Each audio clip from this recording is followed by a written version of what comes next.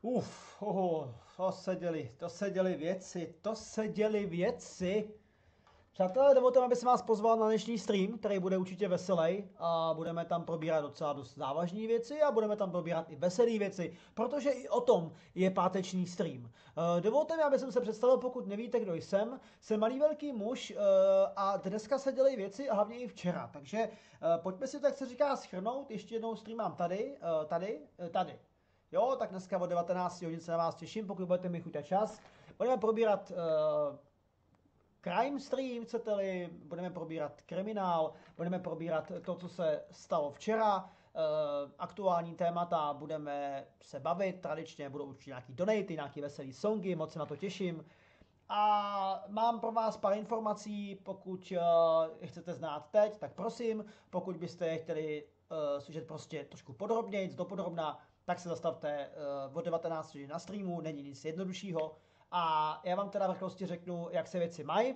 Za prvý, nejprve bych rád poděkoval sám sobě, že jsem 28 let vydržel čekat na to, co se právě před pár hodinama stalo, a to je to, že Montreal Canadiens je po 28 letech konečně ve finále Stanley Cupu, takže jsem opravdu hrdý, že jsem vydržel, takže děkujeme.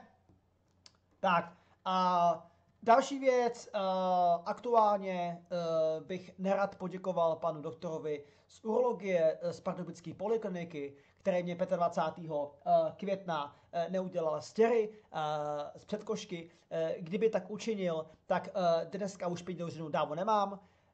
Nicméně i takové dny jsou. Rád bych poděkoval paní doktorce z Holic, ona ví, za to, že mě udělala stěry před týdnem ve středu.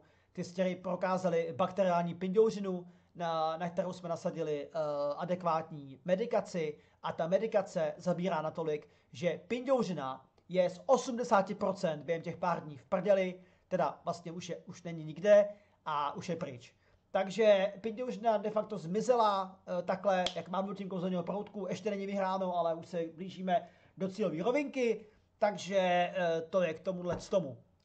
Samozřejmě, co se děje, co se stalo během posledních pár hodin, mě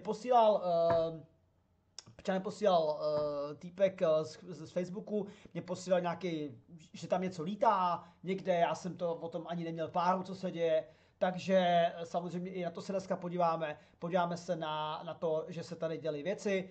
Můžu samozřejmě tady namátkou ukázat. Rychlost větru dosáhla 219 km v hodině, domy neměly šanci. Silné tornádo, které ve čtvrtek večer řádilo v Lužicích, Moravské Nové Vsi a v Hruškách na Hrodnicku a Břeclavsku, sebou neslo vítr. Jehož rychlost dosáhla až 219 km za hodinu. Novinka to sdělila meteoroložka, no to není meteoroložka, to je totální minja, že další tornádo v Česku hrozí, jistě. No, tady vlastně máte postup toho tornáda, chcete-li, tady vlastně, jak vidíte, tady dole to je, a když se vlastně malinko posunem, tak tady ty bílé tečky, ty nejsou dobrý, jo, to jako není, že třeba máte uhráky nebo něco, ale není to dobrý. Takže tady krásně vidíte, že to jako fakt jako bylo špatný. Jak vidíte opět Pardubice, de facto nic, my tady prostě nic nemáme, mě to mrzí, jo. Kež bychom si občas prostě mohli z té Moravy, protože vždycky to většinou odsere Morava, něco málo vzít, jako aby nějaký ty kapky, aby ta Morava tak netrpěla, protože opravdu pamatuju povodně 97, 98 a pamatuju 2002 severní Čechy, ale tohle je strop. Takže to k tomu, určitě tady to probereme obšírně na streamu, určitě teď nemá smysl se o tom dál jako nějak jako spekulovat. Samozřejmě to, co se stalo, je šílený, nechci to nějak zlečovat, samozřejmě chodíte na streamy proto, abyste mi poslali peníze, a chodíte na streamy proto, abyste se bavili, takže nechci to nějak prostě tady zlehčovat, nechci si z toho dělat prdel, myslím si, že mi to ani nepřísluší a rozhodně se to ani nesluší. Jsou věci prostě, které jsou hraniční, a dělat si tady toho prdel by mi přišlo úplně scestný. Je mi líto těch lidí, sám jsem byl na 3 povodních, ať už jako záložák, nebo ať už jako základák jako na vojně. vím, že to není sranda, tohle to je diametrálně odlišná situace. Co mě zarazilo, tak je to, že stovky lidí chtějí pomoct a bohužel vláda nebo prostě někdo vydal prohlášení, že tam nikdo nemá jezdit, protože hrozí rabování a podobně smysly.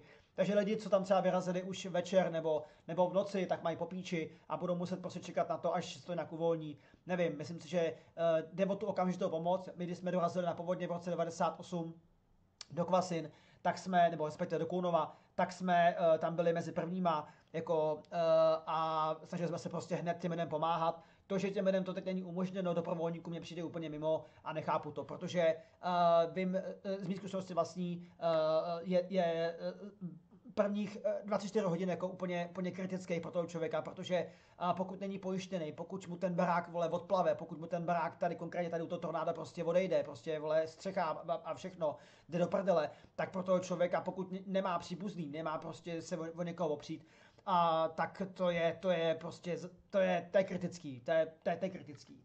A ne každý jako je na tom stejně jako já, co týká jo, jako síly toho člověka, síly té psychiky, jo. Takže za mě moc špatný, hodně špatný postup vlády, opět zase mě to posral, ale probereme to na streamu, určitě se o tom budeme bavit. Tady se můžete podívat prostě, jak to vypadá, to je něco šíleného, jo. To je prostě něco pro mě naprosto nepředstavitelného a zase jsem zpátky v roce 98, 2002, 99, když jsem tady to viděl, jo, prostě takovýhle věci, to je šílený a mrzí mě tady, víte, prostě de facto nový barák, novostavba a frajer to může přijde statik a řekne, já jsem v roce 98 jsem u toho byl, kdy tam statik jenom šel takhle kolem vesnice a říkal zbourat, nebo kolem baráku, zbourat. Jo, rodiny, mladí prostě našetřili si na barák, neměli to ani na hypotéku, konec, šmitec, hotovo, vymalováno. Jo, takže prostě za mě to je prostě šílený a nemám k tomu, jako co bych víc dodal. Myslím si, že se o tom ještě bude psát, bude se o tom hovořit. Jenom říkám, škoda, že třeba, že se to nestalo u nás v Čechách. Teď to jako nemyslím zle, prosím vás, ale určitě by se o tom mluvilo víc, protože si myslím, že ta Morava, nechci tady urazit nikoho z Moravy, ale přece jenom prostě to Hodonínsko, Břeclavsko, nejsou to takový jakoby větší města nebo ty vesnice. Podle mě se o tom bude tady mluvit 2-3 dny a pak to plácnu v neděli zanikne, protože už tady zase bude fotbal. A nevím, jako mě to mrzí, spousta lidí chce pomoct, já jsem chtěl pomoct, jakkoliv a neumožní mi to, nebo neumožní to lidem, ať už tam jet, nebo jakkoliv prostě, tak člověk aspoň pošle jako SMS-ku nebo něco, DMS-ku, nebo nevím, jako přijde mi to zcestný, prostě spousta lidí chce pomoct a není to umožněno, ale co už. Takže budeme probírat určitě i tohleto, se k tomu vrátíme, určitě pokud jste někdo místní, jste z Hodonínska, jste z Hodonínska, právě Aleš napsal, že je to dobře, že pitnou možná končí, děkujeme Alešku. Pokud jste místní, nebo pokud tam máte příbuzný nebo takhle, tak určitě budu moc rád za nějakou úspěšnou vazbu a tak, takže těším se na vás dneska o 19 hodin a budeme probírat i crime stream, uvidíte, jak vypadá kriminál, mám nějaký video, jsem našel, kde uvidíte, jak vypadá vazba, probereme to tady na streamu a uvidíte, jak vypadá vězenská služba, jak to tam probíhá, co to obnáší a tak dále. Probereme i tady tu konkrétní věc, probereme třeba jako i Pindouřinu, probereme třeba i Montreal, to jsou malé věci, takže doražte, budu moc rád za každého nováčka, který dá donate a samozřejmě i za každého starého psa, který dá donate. To je všechno, mějte se krásně, pokud možno užijte si páteční den, já se na vás těším za pár hodin. Jo, určitě to bude trošku vážnější tentokrát, ale samozřejmě určitě dáme nějaký video, prostě u kterého se budeme bavit, aby byla nějaká prdel. Jo, ale myslím si, že, jak říkám, zrovna jako, nemyslím si, že tam chodíte na ty streamy proto, aby jsme tam řešili něco vážného, ale dneska je zrovna takový ten den, kdy se to celkem jako i přísluší, aby jsme probírali i takovýhle věci, které bohužel se, byť výjimečně mimořádně dějou v naší zemi, a probereme to tam. Já jsem to chtěl udělat ten stream včera tady na YouTube, ale tak nějak jsem si říkal, že by to asi nemělo takový ten efekt, teď nemyslím donaty nebo takhle, ale prostě, že to YouTube, tady ten kanál, co mám, tak sem chodí úplně diametrálně odlišní lidi, neříkám všechny, nebo všichni, ale prostě diametrálně odlišní lidi, než ty, co chodí na streamy, tak říkám, nechám to na stream, protože tam mám svoji komunitu a ten YouTube mám prostě spíš jako jenom pro lidi, co třeba nestíhají streamy nebo nechodí na to, takže tak, moc mluvím, takže těším se na vás dneska o 19 hodin, přijďte, budu moc rád, přijďte podpořit Mani Velkého muže a pokud nedorazíte, kam hezký víkend a doufám, jako, že se sejdeme v lepších časech. Mějte se krásně a dneska od 7. Ahoj, čau.